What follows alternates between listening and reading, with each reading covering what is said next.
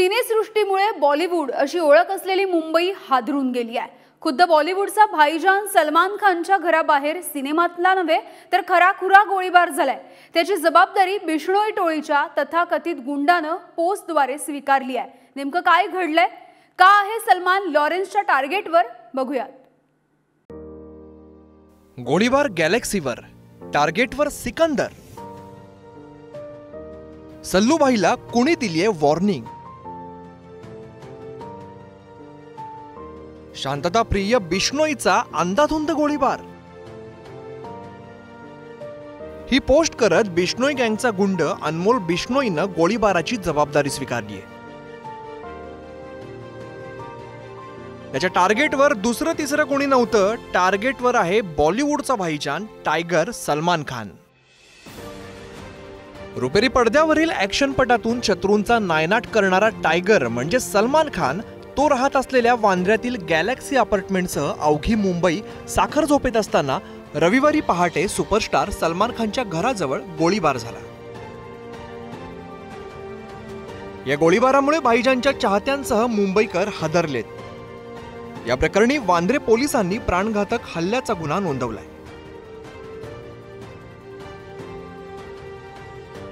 आज सकाळी 5 वाजेची घटना आहे। दोन क्रिमिनल्स बाईकवर होते, त्यांनी हवेत फायरिंग केले आणि त्यानंतर बाईकवर पडाले।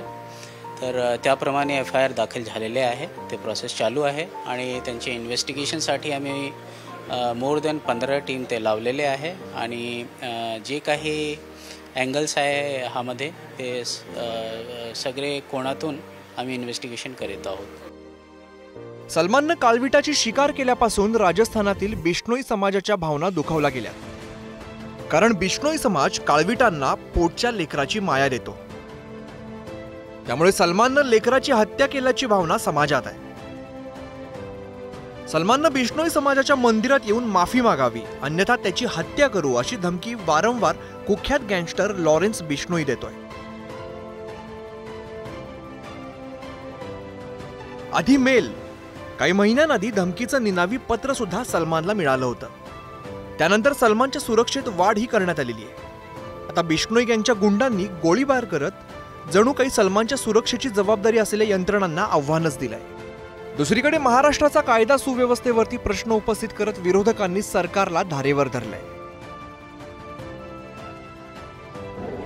नाही, मला चॅनल्सवर आज सकाळी सलमान खान यांच्या घराबाहेर जी घटना झाली धक्कादायक होती। सलमान खान जिथे राहतात त्या भागात महाराष्ट्रातली मुंबईतली मायबाप जनता जी कष्ट करणारी आहे त्या सगळ्या एरियामध्ये सकाळी ज्येष्ठ नागरिक वॉकला जातात, मुलं शाळेत जातात, लोक जॉगिंग करायला जातात, महिला सकाळी घरातली कामं उरकून तिथे काम करायला घरातून बाहेर पडतात, सकाळी दूधवाला येतो, भाजीवाला येतो। अशा सगळ्या परिस्थितीत भर रस्त्यावर जर गोळीबार होत असेल तर आपकी बार गोळीबार सरकार, जे मी अनेक महिने म्हणते, त्याच्यावर आणखीन एक शिक्कामोर्तब झालेला आहे। ताई माझ्यापेक्षा मोठ्या आहेत, मी त्यांच्या काय बोलतील त्याच्यावर मी काय बोलणार नाही, पण पुण्यातल्या आत्ताची परिस्थिती ताईंना आपण आठवण करून देऊ। त्यांच्या काळामध्ये जेव्हा तुम्ही राज्यात होता, देशात होता, केंद्रात होता, त्यावेळेची परिस्थितीपेक्षा शेतकऱ्यांवरती तर गोळीबार तर नाही केला आम्ही, इथं झाला नाही, जीव घेतले शेतकऱ्यांचे आपण। आणि मला असं वाटतं की त्यावेळची परिस्थिती आत्ताची परिस्थिती बोलायला गेलं तर खूप निघेल। आम्ही व्यक्तिगत बोलत नाही, आम्हाला व्यक्तिगत बोलायचं नाही, पण एवढंच आम्ही सांगतो की या देशातली जनता आता त्याला कळतं की हे विकासाला मत देतात।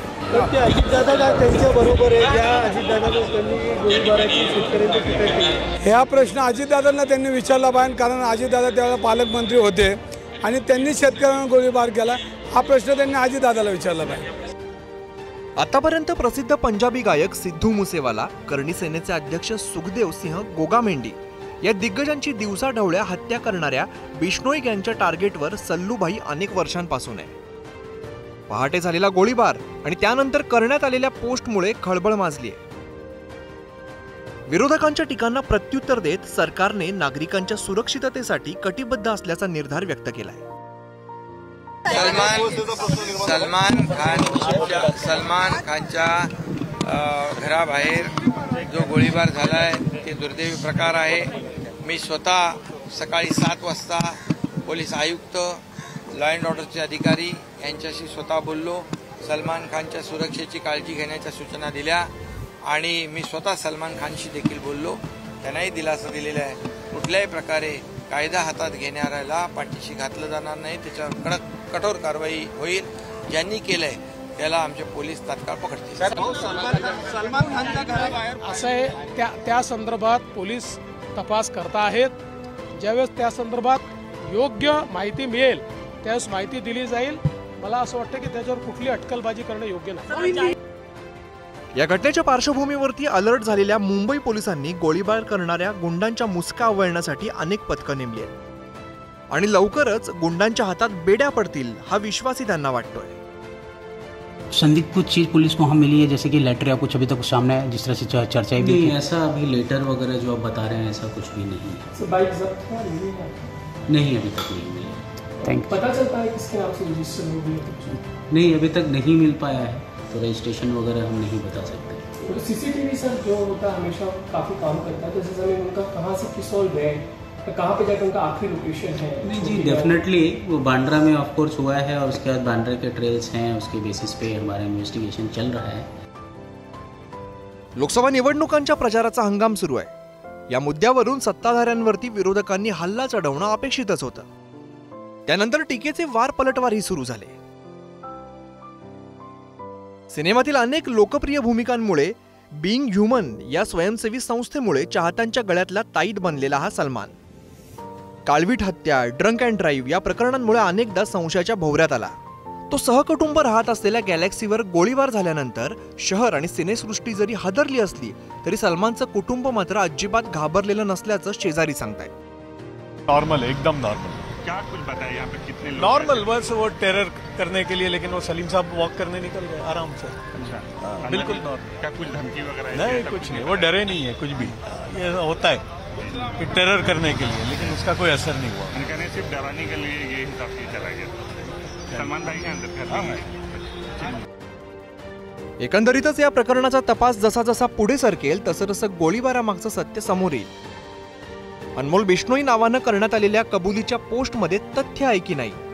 लॉरेन्सनं दिलेली धमकी खरी करण्याआधी दिलेली ही वॉर्निंग आहे का? की तिसरंच कोणीतरी या दोघांमधल्या वादाचा फायदा उठवू पाहत आहे? यासह अनेक प्रश्नांची उत्तरं आरोपींना बेड्या पडल्यानंतरच मिळतील. त्यामुळे सलमानच्या सिकंदरची प्रतीक्षा करण्यासह या प्रश्नांच्या उत्तराची प्रतीक्षा करावी लागणार आहे. मुंबईहून रिद्देश हातीम, निखिल चव्हाणसह रशीद इनामदार, पुढारी न्यूज.